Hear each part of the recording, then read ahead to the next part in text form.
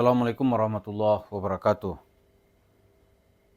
Para pemirsa, itu kalau kita lihat komentar-komentar netizen tentang Yusuf Mansur dan usahanya yang dia tonjolkan hari ini yaitu warung steak and shake. Ada yang bertanya kenapa sih kok susah banget meringkus Yusuf Mansur? Selicin apa dia? Nah, dalam konten ini kita akan lihat bagaimana licinnya Yusuf Mansur.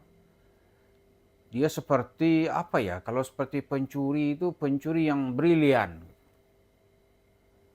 Dia tahu itu peta lokasi, kapan dia beraksi, dari mana harus masuk, dan dari mana harus keluar. Gitu. Kemudian lari kemana? Itulah kira-kira. Jadi nggak mudah memang.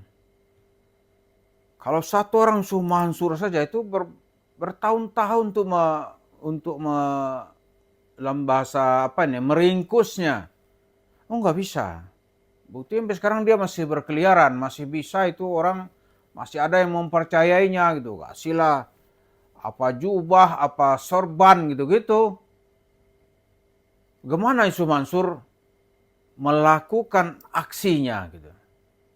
Yang pertama kalau berhubungan dengan bank, ya kan juga dulu pernah itu dikeluarkan keputusan oleh Mahkamah Agung gitu. Bahwa dia itu telah ditetapkan sebagai seorang penipu gitu. Ada keputusannya yang sudah ingkrah dengan temannya Ardiansah. Itu dia sikat ketika itu uang di Bank Niaga yang jumlahnya miliaran.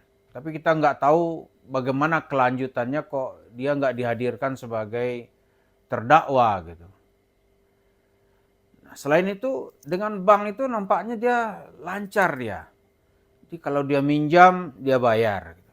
Dulu kan atas nama PT mungkin nggak otomatis ya dia kena gitu. Nah, kalau atas nama pribadi atau misalnya usahanya atas nama dia gitu, dia akan berusaha supaya taat kepada aturan, taat asas dia. Nah, tapi kemudian kalau berhubungan dengan jemaah yang tulus-tulus nih, oh itu disikat habis sama dia. Dan sebisa mungkin barang buktinya itu minim gitu. Kalau barang buktinya minim, ada yang ribut nanti gimana gitu. Lu ke pengadilan aja dah, paling dia gitu. Kalau terdesak, lu ke rumah gua dah gitu. Didatangin rumahnya, kabur dia. Dia sama anak perempuan itu sama kelakuannya tuh, sama. Kabur dia. Nanti dari jauh nih, katanya sih ke Yaman, benar mah kita kan nggak tahu ya. Dia datang ke Yaman sana dengan Habib katanya, tuh dia bikin press release. Senang-senang lah dia gitu, karena dia potong kambing gitu yang kita lihat. Kenapa? Karena bukti yang ditinggalkan itu minim. Terus kalau ada bukti, tapi ini orang kecil nih, yang sekelas katakanlah tukang bakso, tukang becak, marbot masjid, kan orang kecil tuh yang sebenarnya ingin merubah nasib, itu aja intinya. Yang mengajak perubahan ini kan di mata dia ustadz gitu. Nah, jadi kalau orang-orang kecil ini mula-mula dia ancam dulu sama dia. Ancam sama dia. Tapi kalau masih ngelawan juga, seperti Pak Soeharto gitu, ngelawan dia. Di WA terus, diteror lah katakan, didatangin kalau perlu gitu. Paling-paling nanti dikembalikan uang pokok. Ini kan tadi mau bisnis ceritanya. Udah 10 tahun kembaliin pokok juga. Misalnya uang pertama itu di store 20 juta gitu. 10 tahun kemudian 20 juta juga. Padahal itu janjinya dikasih untung gitu. Ya kan? Itu sudah 10 tahun misalnya nih. Terus nilai uangnya 20 juta. Kalau tahun 2010 dengan 20 juta tahun 2024 itu kan sudah berbeda jauh. Harga emas berapa gitu. Ya kan? Kalau satu mangkok bakso tahun itu berapa? Paling misalnya katakanlah 10.000 gitu atau 15.000. Kalau sekarang kan mungkin sudah 20.000. Jadi nilainya sudah berkurang gitu. So Mansur nggak peduli, rugi orang secara apa nggak peduli dia. Nah, setelah itu mulai dia ngancam gitu. Kalau masih ngotot juga saya tuntut balik gitu. Lah orang-orang di kampung kan sangat nggak ngerti dengan persoalan-persoalan hukum ini. Begitu liciknya Yusuf Mansur gitu. Tapi kalau ada yang coba-coba mencari duit, menjual namanya, cerita sedekah juga gitu. Oh, kalau dapat dia polisikan, dia tangkap gitu. Kan pernah kita buat itu. Itu berapa duit diambil sama dia, orangnya dilaporkan ke polisi. Nangis-nangis minta ampun, nggak ada cerita gitu. Jadi begitu dia bisa menghukum orang, oh dia nggak peduli itu. Nggak peduli dia. Jadi pemirsa kita lihat, kenapa nih kok licik sekali gitu. Ya gitu mungkin sudah bawaannya ya.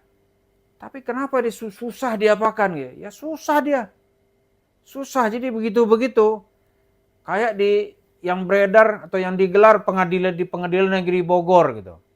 Kalau dia terdesak dia pakai syariah nih orang. Kita pakai syariat aja, syariat Islam di pengadilan ini pengadilan umum. Kasarnya nih kira-kira ini pengadilan tauhid ini gitu. Padahal jenis perusahaan yang dia bikin itu nggak ada pakai syariah. Usaha umum gitu. Tapi begitu terdesak, wah ini bayar gua nih, pakai syariah gitu. Nah, yang berikutnya yang dipakai oleh Yusuf Mansur itu orang-orang tuh mau aja gitu. Misalnya dia pakai tangannya itu, perantara itu Baitul Mal gitu. Kan itu sekarang yang juga digugat di pengadilan itu. Baitul Mal. Terus ada yang mau dijadikannya direktur gitu. Terus ya jadi uang masuk ke dia tuh nggak langsung melalui second line gitu. Dia ada sebagai buffernya dulu gitu. Baru sampai ke dia. Nah sebelum buffer zone-nya ini disapu bersih, oh dia masih aman itu. Ada juga nanti dia pakai itu emosi agama gitu. Misalnya ada seorang ustadz dulu nih, yang memperkenalkan dia ke jemaah. Ustadz itu kebetulan ya jenggotnya panjang sekali. Itu sekarang yang ikut memediator atau memediasi secara nggak langsung. Udahlah, katanya. Nggak usah dilanjutin lah, kasihan. Uangnya juga udah habis, maafin dah, nanti Allah ganti. Persis seperti logikanya Yusuf Mansur. Ente maafin dah, Allah ganti. Ustadznya begitu kelakuannya. Maafin dah, nggak usah dilanjutkan. Padahal dia yang ngajak dulu nih, nggak mau dia tanggung jawab. Kita nggak tahu ya, apa dia ini merupakan bagian juga dari konspirasi Yusuf Mansur atau tidak, nggak tahu kita. Tapi besar kemungkinan dia nggak ikut gitu. Kalau sekali-sekali dikasih mungkin gitu. Tapi dia nggak ikut dalam kejahatan konspirasi dengan Yusuf Mansur. Cuma dia nggak mau kasus ini berlanjut karena ya tentu dia punya pertimbangan sendiri. Jadi kita lihat panjang ini kalau kita mematuhi aturan hukum yang berlaku di negara kita ini. Yusuf Mansur telah membuat seseorang yang dirugikan itu tidak serta-merta dia bisa meminta hak-haknya kepada Yusuf Mansur. Ya kan? Tidak serta-merta. Karena memang situasi dibuat sedemikian rupa. Yusuf Mansur ini dia sengaja atau sudah menghitung ini. Kalau ada yang ngotot, ada bukti nggak kira-kira gitu. Kalau ada bukti, maka nanti datanglah orangnya untuk negosiasi gitu. Berapa mesti dikembalikan. Tapi kalau buktinya sumir, wah dia nggak peduli tuh, mampus aja lo gitu. Karena kalau dia kembali kepada hati nuraninya, kembali kepada nilai-nilai Islam, kembali cerita Ustadz, Tuhan mudah menyelesaikannya. Mudah menyelesaikannya. Bukti itu kan sebenarnya untuk penguat aja. Tapi kan gampang dia selesaikan gitu.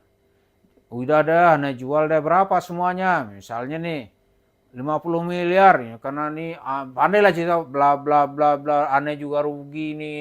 Udah dikembaliin 50 miliar lagi, mau nggak? Pasti saya yakin jemaah itu mungkin mau. Dia jual agak 5 warung steaknya gitu. 5 dijual udah lunas itu. Tapi namanya Yusuf Mansur, waduh ini duit dari Tuhan ini kan gitu dia bilang kan. Satu aja dia nggak mau jual. Mengembalikan gaji karyawannya aja nggak mau dia. Itulah liciknya Yusuf Mansur ini. Waduh itu hebat sekali karena itu dalam video sebelumnya saya pernah buat itu dia belajarnya nggak ke semut, dia dialoh dalam penjara itu dengan tikus gitu. Licin sekali gitu. Situasi dia bisa atasi, mau panas mau dingin tikus tetap hidup dan berjaya di Jakarta gitu. Itulah Yusuf Mansur yang berguru kepada tikus, mengalahkan Nabi Sulaiman yang bisa berbicara dengan semut. Terima kasih.